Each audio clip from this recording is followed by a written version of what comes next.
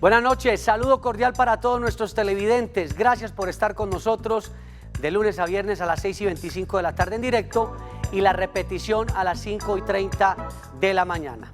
Soy Juan Carlos Hurtado Ochoa, abogado, director y presentador de este espacio de servicio jurídico. Muy felices porque muchas personas nos escriben al correo. Importante que cuando nos escriban nos digan cuál es la pregunta, cuál es la inquietud real, porque a veces nos cuentan la historia y nos quedamos sin saber cuál es la pregunta. También importante que nos escriban un teléfono donde nos podamos comunicar con ustedes para de pronto ampliar algunas de las respuestas que no son fáciles de responder cuando el caso es muy denso a través del correo electrónico.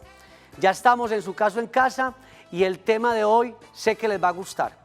Vamos a hablar sobre las sucesiones, el tema herencial, cómo se realiza una sucesión, cuáles son los aspectos más importantes a tener en cuenta, pero también vamos a hablar sobre la protección al patrimonio. ¿Y qué es la protección al patrimonio? Usted en vida puede dejar las cosas, como decimos coloquialmente, organizadas a través de algunas figuras jurídicas que son muy sencillas, no son complicadas y que vamos a explicar en la tarde de hoy, tarde-noche de hoy. ¿Y lo vamos a hacer con quién? Con el doctor Manuel Ballesteros. El doctor Manuel Ballesteros es abogado con amplia experiencia en estos temas, académico además, docente universitario, y pues hace rato no estaba con nosotros. Doctor Manuel, gracias por estar compartiendo con nosotros en Su Caso en Casa. Doctor Juan Carlos, muchas gracias. Gracias a usted, a Teleantioquia y a la audiencia de este programa. Hombre, hemos querido traer este tema porque nos llama mucha gente y nos pregunta cómo se realiza el tema de una sucesión. Nos preguntan si es conveniente un testamento. Empecemos por hablar novedades que hay en el tema de sucesión. ¿Qué es una sucesión? ¿Cuándo se invoca? Perfecto, la sucesión es la persona natural, muere el ser humano, pero el patrimonio no muere, el patrimonio se sucede. Sigue ahí. Exactamente, y esa es una de las grandes preocupaciones que tiene una persona que maneja patrimonio normalmente. ¿Qué va a pasar con ese patrimonio al momento de fallecer? Y para eso el derecho le ofrece no una posibilidad, sino una gama amplia de alternativas que pasan por sociedades, que pasan por el usufructo, que pasan por el fideicomiso, y que no son instituciones complejas, porque las personas a veces, como no están acostumbrados a escuchar hablar de ellas, piensan que son figuras muy difíciles, muy complejas, que le generan cargas tributarias, y es todo lo contrario, son figuras que muchas veces son tan fáciles de constituir como el patrimonio y que dan más facilidad de maniobra, por ejemplo, para la persona que las constituye. Bueno, arranquemos un poquito entonces hablando de la sucesión. Falleció el causante, quien era el propietario, digamos, el dueño del patrimonio. Exacto. Y comienzan unas discusiones. Entonces, unos familiares, no hubo testamento. Entonces, usted nos va a decir por qué, si es importante o no el testamento. Y entonces, algunos hermanos están de acuerdo en abrir la sucesión. Sí, señor. Otros no. Otros no aparecen. Y entonces, algunos están interesados porque están viviendo, digamos, en la finca, en el inmueble, y dicen, pues queremos que esto se resuelva rápido. Exactamente. ¿Cuáles son los caminos? Porque sabemos que hay una forma que es cuando todos están de acuerdo y cuando algunos no están de acuerdo o cuando no encuentran a algunos de los herederos. Perfecto. Hay momentos en que no tiene sentido que no estén de acuerdo, sin embargo se presenta. Cuando muere un padre y deja 5 hijos y es claro que dejó 5 hijos o 3 hijos, no tiene sentido que no estén de acuerdo. Es decir, así haya una relación rota entre ellos, para cualquier otra cantidad de cosas no tiene sentido que vayan a congestionar los despachos judiciales y que vayan a menoscabar el patrimonio que le dejó el causante pagándole a 2 o 3 abogados sumas de honorarios que son mucho más altas que las que podrían pagar en una notaría. ¿Pero por qué dice usted eso, que se complica y se incurren costos altos? ¿Por qué? Porque cuando generalmente vamos ante un despacho judicial es porque no estamos de acuerdo. Y si no estamos de acuerdo, entonces necesitamos más de un abogado. Mejor dicho, cuando algunos de los herederos dice, hombre, como no, mis hermanos no están de acuerdo, exacto, yo voy a abrir la sucesión, pero para abrir la sucesión, como no va a ser de manera amigable, me toca entonces iniciar un proceso jurídico ordinario. Un proceso jurisdiccional, sí, señor. Una demanda. Es una demanda, y entonces él contrata a su abogado. Ya. Y después los demás herederos pueden adherirse a ese mismo abogado. A veces sucede y entonces el proceso se saca del despacho judicial y se lleva a una notaría porque hubo acuerdo. Eso también sucede con alguna frecuencia. Pero entonces lo indicado es que, lo indicado sería que los herederos se pusieran de acuerdo para no haber un desgaste jurídico. Eso es lo indicado, económico. claro, pero hay veces en que se asumen posiciones por las partes y se vuelven irreconciliables, y a veces porque se pone el orgullo por encima de. Y esa discusión tiene unos costos económicos bastante altos en materia de sucesiones. Y llevar eso al proceso con 2 o 3 abogados que además el proceso se va a dilatar. Aquí no estamos hablando de que el abogado dilate... Tres abogados atacando distintas posiciones. Pero ni siquiera se trata de que el abogado dilate el proceso, sino que es un proceso que de por sí es demorado, porque el juez tiene que atender todos los casos de las diferentes índoles que le llegan a su despacho judicial. Sucede mucho y nos comentan a través de las redes sociales y cuando nos escriben, aquella persona que es que yo cuidé a mi papá y mi papá me dejó esta casa, pero yo tengo otros hermanos, pero mis hermanos yo no creo que tengan problema en que yo me quede con la casa. Eso es así tan sencillo. Eso no es tan sencillo en principio, porque es que el dominio, y sobre todo el dominio de inmuebles, debe pasar por unos títulos y unos modos, que son palabras técnicas que se utilizan en derecho, pero pasa cómo me vuelvo dueño. Y entonces, si mis hermanos efectivamente no están de acuerdo, me hacen un documento cediéndome los derechos herenciales. Sucede con alguna frecuencia. Y si el que está viviendo casi que se adueña del patrimonio sin sucesión y sin nada. Hay momentos en que los hermanos, los otros herederos, no hubieran tenido problema en cederle, pero la posición de él les impide de alguna manera el acercamiento y esta persona puede asumir, por ejemplo, la posición de poseedor material, que es una condición completamente diferente. Esa posesión ahí no interrumpe, porque es que, a ver, la posesión de buena fe es cuando usted se va para un predio, algún lugar durante más de 5 o 10 años, dependiendo de la circunstancia, y ya usted entonces dice, yo soy un poseedor de buena fe y hago el proceso de pertenencia, ¿sí o no? Sí, señor. Pero en una herencia, cuando usted es un heredero, yo puedo llegar y hacer también una posesión de buena fe y quedarme con el bien. Es complicado. Y vulnerar la herencia de los otros. Es complicado porque la ley y la jurisprudencia exigen una figura que se llama intervertir el título, es decir, cambiar mi condición de heredero a mi condición de poseedor material y además debo exteriorizarlo, claro. Y además ahí, y aprovechar porque sucede con mucha frecuencia que hay personas que compran derechos herenciales. Y cuando compran derechos herenciales, eso sucede mucho, uno va y encuentra una mortuoria, como decíamos anteriormente, entonces uno comienza a comprarle a los herederos los derechos herenciales de ellos, perfecto. Y yo me comienzo a volver poseedor, pero poseedor legal, no poseedor material.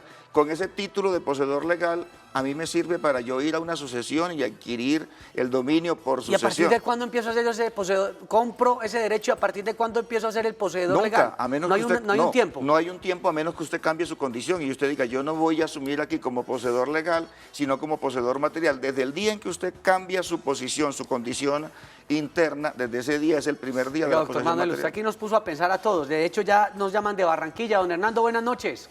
Buenas noches, gracias. Muy amable. Gracias. ¿Cómo le va, don Hernando? Una pregunta. Señor. Resulta que yo tengo 6 hijos con 4, en 4 hogares tuve 6 hijos. Correcto. Y resulta que yo tengo 2 inmuebles.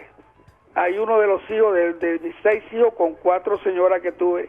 Hay unos que me están pidiendo la parte, que le entregue una parte. La pregunta mía, ¿puedo hacerlo? Si lo llego a hacer antes, ¿será donación? ¿Qué figura? No sé, ustedes me dirán. ¿No? Oiga, don Hernando, usted nos plantea una excelente pregunta porque muchos padres dicen, algunos hijos también muy astutos, pero papá, deme en vida lo que me vaya a dar, no me desgaste. Y otros padres también quieren decir en vida, bueno, yo a mis hijos quisiera dejar mi patrimonio. Ahí está, ¿qué figura? De pronto el fideicomiso. No, el derecho permite hoy el Código General del Proceso permite otorgar parte de eso que llamaban herencia en vida. Realmente es un proceso de donación. Sí. Uno como abogado generalmente no lo recomienda. Porque una persona como don Hernando puede durar 20, 30, 40 años vivos y él va a necesitar el patrimonio para depender de él, ¿cierto? Entonces uno termina recomendando figuras como el usufructo o figuras como el fideicomiso. Don Hernando podría llegar a necesitar ese bien que lo dio en donación. Claro, es que él lo podría llegar a necesitar perfectamente. Y podría atacar a su hijo diciendo que le devuelva el bien. Pero ya no va a poder, porque ya hizo una donación y lo hizo conforme a la ley y a nosotros nos ha tocado ver, como abogados nos toca, padres que de buena fe entregan los bienes a los hijos y después los hijos los abandonan o necesitan alimentos, necesitan cuidado, etcétera, etcétera.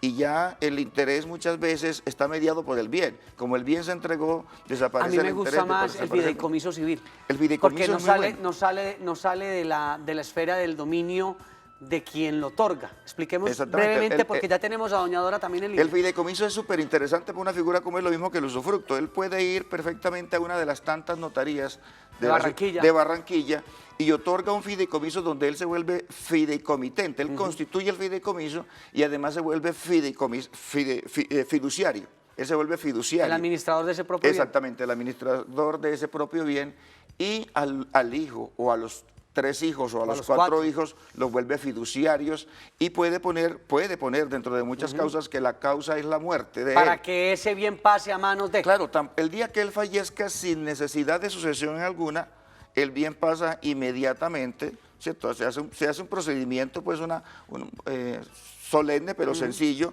y el bien pasa a nombre de los fiduciarios, que en el ejemplo serían los hijos de él. Y me encanta esa figura, doctor Manuel, porque nos evitamos la sucesión, nos evitamos todo ese problema de una posible demanda, nos evitamos miles de cosas que en vida, con el fideicomiso civil, entre otras figuras, resultan muy, digamos, pertinentes. Disminuye los costos. Además tiene una posibilidad que él lo puede hacer revocable. ¿Revocable qué significa? Que él le hace el fideicomiso y a los 10 años se arrepiente de cómo lo hizo y lo revoca, y si quiere lo vuelve a constituir nuevamente de otra manera. Bueno, tenemos más llamadas en línea. Tenemos a doña Dora y también a Ivonne en Barranquilla. Doña Dora, buenas noches. Buenas noches, señor. ¿Cómo está? Bien, gracias. Bien. Mire, yo le pregunto, lo que pasa es que yo hace 20 años cuidaba a mi mamá y se murió, y de ahí a mi papá. Entonces quedó una hermanita y yo estoy al cuidado de ella, y ella tiene discapacidad mental. Y yo hace 10 años estoy pagando el impuesto predial, y la mayoría dicen que esa casa es mía y de ella, que porque mi papá decía que cuando él estaba en vida decía que esa casa era de la niña. Doña Dora, ¿usted tiene más hermanos? Sí, somos 10. Ah, bueno. Y entonces su inquietud de pronto va así a, si usted ya por llevar tantos años ocupando ese inmueble y cuidando también a su hermana con discapacidad, podría ser, digamos, esa heredera rigurosa allí. Esa es su pregunta. Sí, pero unos dicen que sí me dan el poder y otros dicen que no. Hay hermanos que quieren y otros que no. Y otros que no. Entonces, es un buen tema. ¿Cómo hacemos ahí, doctor Manuel? No, ahí lo que tiene que aprovechar es los hermanos que le quieren dar el poder, para como dice ganando. ella, claro. O sea, que cada hermano que le va a hacer la sesión, que le haga la sesión del... ¿Y los que no quieren qué? Pero por lo menos ya trabaja con los que tiene, ¿cierto? Porque es más fácil trabajar con algo que es con lo que tiene. Le tocará demandar, pero pueden demandar de acuerdo con los otros hermanos en notaría, si se ponen de acuerdo, porque ella puede ir por un 5%, por una quinta parte, por la mitad, por el 60%. Y finalmente el resto tendrá que acogerse porque, pues, ¿qué van a querer? Un pedazo de una casa. Claro, es una comunidad pues donde tendrán que vender la casa. O hacer algo. Claro, además porque tienen obligación alimentaria con la hermana. Aquí la hermana eso es otro cuento. En situación de discapacidad, por supuesto. Tienen obligación alimentaria. Ivonne en Barranquilla, buenas noches. Ivonne a la 1, Ivonne a las 2, Ivonne a las 3. Sigamos. Sí, aló. Bueno, apareció Ivonne. Buenas noches, Ivonne. Buenas noches, doctor. ¿Cómo está? Muy bien, gracias. Bueno, quiero comentarle el caso. Yo soy hija de un señor que ya falleció hace 4 años. Correcto. Resulta que él tenía una señora con que convivió 13 años y tiene una hija. Realmente yo puse un abogado, pero ella estaba, digamos, peleando su parte, y yo le dije que sí, que su 50% era de ella, porque había ayudado a mi papá durante tantos años. Pero ella está viviendo en la casa y no quiere, pues, hacer legalmente las cosas como debe ser. Tengo un abogado en la cual me pidió una plata, pero yo no le veo que él está haciendo nada por esta situación, porque la señora tiene la casa, en ella vive, a mí nunca me ha querido dejar entrar. Igual yo también tengo derecho porque soy la hija mayor de esa relación anteriormente.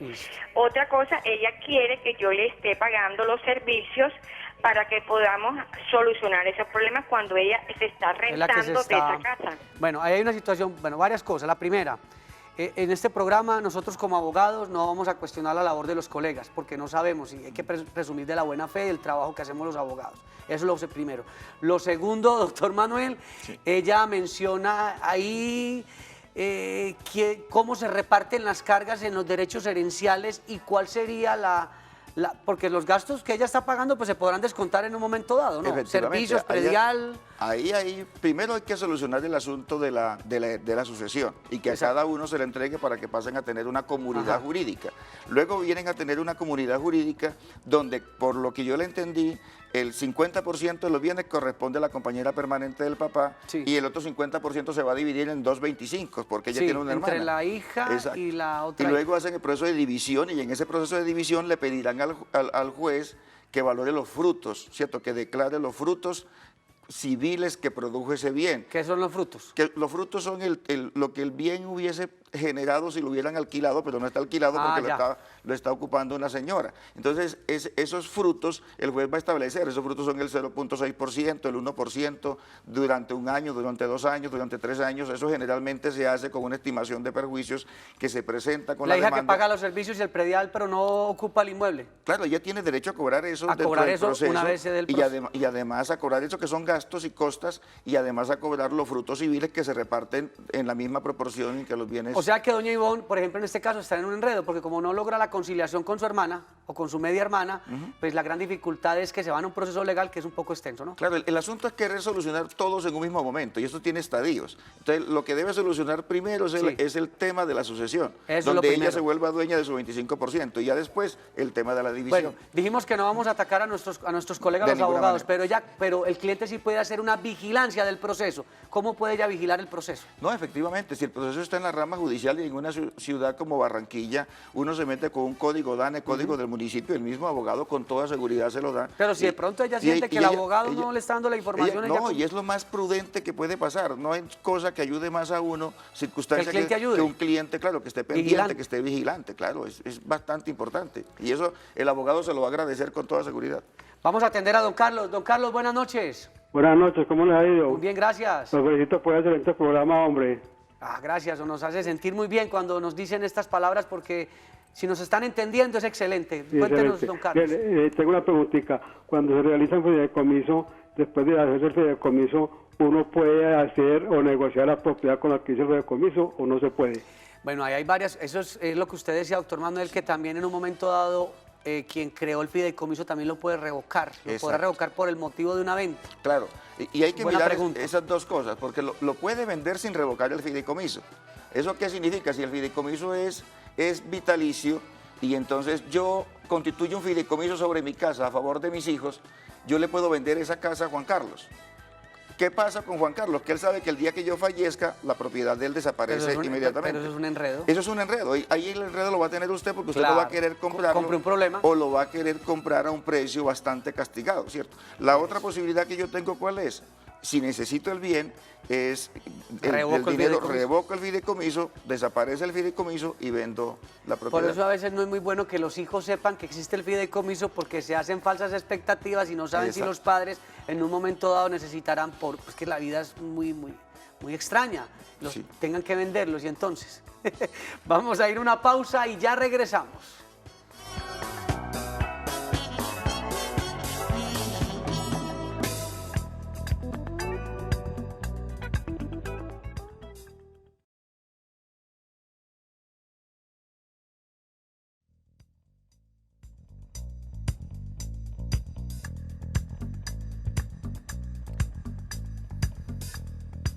Seguimos hablando sobre sucesiones, sobre testamento, sobre protección al patrimonio. Vámonos, doctor Manuel, con el testamento. ¿Es práctico hacer testamento o es más práctico buscar otras figuras para el tema herencial? No, siempre es práctico hacer el testamento, además porque es una figura que tiene muy pocos costos, generalmente tiene muy pocos costos. Lo más complicado es la solemnidad, y eso pues es un asunto que se resuelve de manera muy fácil. Pero hay cosas que usted no alcanza a incluir en el usufructo, en el fideicomiso, en las sociedades, y entonces el testamento se vuelve como esa última instancia que abarca todo lo que quedó por abarcar con las otras figuras. Y además porque usted antes de la pausa me dejó una inquietud cuando el señor que nos llamaba, creo, si que no estoy mal, don Carlos, que si uno podía vender una propiedad constituida con fideicomiso, digamos, el testamento podría proteger todo, ¿no? El testamento protege todo. Pero yo puedo constituir el fideicomiso y a la vez tener el testamento. Y a la vez tener el testamento. Entonces, cualquier cosa que me quede por fuera, si me llegan unos bienes adicionales que no alcancé a meter en el usufructo, en el fideicomiso, por ejemplo. ¿Puedo combinar? Exactamente. Entonces, el testamento viene a llenar todos los vacíos que lo especial no alcanzó a llenar. Usted alguna vez nos hablaba de un tema muy importante, y es que cuando en alguna familia hay un hermano que tiene ciertas dificultades porque no sabe administrar el patrimonio, que los hermanos podrían constituir una especie de comodato, no sé, una figura que usted nos dijo que era muy práctica para darle los frutos al hermano sin que él tenga el dominio del bien porque lo puede vender. No, y eso lo hace el causante, por ejemplo. El causante al momento de hacer el testamento, que dice, como él puede disponer libremente del 50% de sus bienes, él perfectamente puede entregárselo. Miren, el caso de la señora que llamó que tiene la hermana con discapacidad, por ejemplo. Entonces, un causante, una persona al hacer el testamento destina una cantidad de bienes, un 50% para atender las necesidades de ese hijo que merece una atención especial, que puede no haber quedado con pensión, que puede no tener recursos para sobrevivir y que por lo menos unos recursos mínimos que el padre le deja, que el padre, que el tío, que el abuelo le deja en un testamento, le van a servir para sobrellevar. Pero ahí me deja usted otra inquietud, porque entonces ahí pensaríamos que en el testamento yo podría pensar y decir, al hermano tal, por favor, de mi patrimonio vamos a destinar lo van a administrar ustedes tales hermanos para que le den los recursos al hermano que tiene dificultades. Pero ahí no habría que hacer un proceso de nombrar un curador, como ocurre de pronto cuando... Claro, se nombra el curador, pero es que en el testamento yo tengo la facultad de decir quién administra... ¿A quién van a nombrar de curador? Claro, y para quién va a ser ese curador? ¿A quién se nombra curador o quién administra simplemente? ¿Quién va a ser el administrador? Muy bien. Sí, Luz desde Robledo, buenas noches. Sí, buenas noches. ¿Cómo le va? Muy bien, gracias al Señor. Los felicito por ese programa tan bueno, que nos llena mucho. Muchas gracias por ese programa. Yo es para decirle que somos 11 de una herencia, pero hay una parte que quiere, hay una parte de las personas que quiere... ¿Aló? Sí, la estamos escuchando, doña Luz. Sí, hay una parte de las personas que quieren con abogado y otros quieren como venderle a una persona. Ah, ya. Y entonces, ¿eso sí es viable o no? Bueno, muchas gracias. Porque yo no sé a cuál de los dos firmar ni qué hacer. Usted no sabe si vender el derecho herencial o si incluirse en la demanda que van a presentar con los hermanos que están con ganas de levantar la sucesión. Unos quieren abogados, pero los que consiguieron abogados, a una parte que sí quiere, otra que no, y en esa estoy yo, si sabes qué hacer. Pero hay otro hermano que quiere vender la parte de la finca a un amigo. Ya. Entonces, a ver si eso sí es viable o no. Oiga, eso es un chicharrón, doctor. Sí. No sé, me suena como a chicharrón. El uno quiere vender el derecho herencial, otros están buscando la sucesión para buscar su parte. Exacto. Y aquí doña Luz está indecisa, ¿vendo qué hago? Y están hablando de una finca, ¿no? Y una finca que pasa es que hay 11 herederos, y entonces lo más común que pasa y lo más frecuente y lo menos costoso es que uno solo trate de aglutinar los derechos de todos los herederos. Y desde ese punto de vista lo que doña Luz propone es perfectamente factible cualquiera de las dos. Otorgarle el poder al abogado para que le haga el testamento y le saque su derecho herencial, su cuota sobre la finca, o vender la cuota. Obviamente que será mejor. Si vende la cuota, la vende por un menor valor. La va a castigar. Sí, la va a castigar. Porque quien compra no va a comprar, digamos, un derecho herencial que es complejo. Por el valor que valdría por el valor comercial. Claro, porque en medio de todo hay un pleito. Entonces estaría comprando un pleito por un más... Claro, exactamente. Ay, doctor Manuel, entonces, testamento bien, se puede hacer, no es costoso, no ha pasado de moda.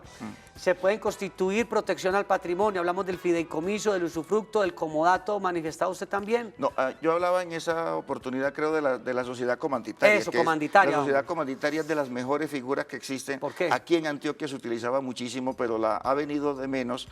Porque permite a un padre coger todos los bienes, entregárselos a la sociedad y ser él o esos dos padres quienes administran esos bienes. ¿Qué significa eso? Que van a tener la disposición de todos los recursos que tengan en la sociedad, porque tienen unos hijos, 2 hijos, 3 hijos, 5 hijos, 10 hijos, los tienen como socios comanditarios. Es decir, esos socios votan... Pero es costoso ese proceso, ¿no? No, ese es un proceso armar esa figura. Cuesta más que un testamento, pero permite más versatilidad. ¿Por qué? Bueno, el testamento no tiene mayores costos y lo que pasa es que el que hace el testamento le deja el problema de la sucesión a los otros para cuando él muera. En este caso no hay que hacer sucesión, porque los bienes están en una sociedad y la sucesión no hay que hacerla porque ellos simplemente siguen siendo socios y si quieren... Distribuyen el patrimonio. Claro, liquidarán la sociedad si quieren o siguen con la sociedad hacia adelante. Nos queda un minuto. ¿Cuál es su sugerencia cuando no existe un testamento, cuando no hay una protección al patrimonio y cuando fallece el causante? Porque ya hemos dicho que hay la forma de irnos por la demanda, el tema jurídico, vía ordinaria, o irnos por la conciliación. ¿Qué resultará mejor? No, lo primero que debe pensarse es que aquí estamos hablando de patrimonio, ¿cierto? Patrimonio. Y en temas de patrimonio hay que analizar algo que es el costo de oportunidad. ¿Cuánto me cuesta mi litigio? Entonces, esa es una pregunta que se tiene que resolver el heredero en ese momento. ¿Por cuánto está peleando para pagarle a 2 o 3 o 4 abogados y para esperar 2 o 3 o 4 años que la sucesión salga? Esa es la primera pregunta que tiene que responder. Bueno, gracias al doctor Manuel Ballesteros. Estuvo también con ustedes Juan Carlos Hurtado Ochoa en la dirección y presentación de este espacio de servicio jurídico. No se vayan porque ya viene la emisión central de Teleantioquia Noticias, porque Teleantioquia siempre te ven grande.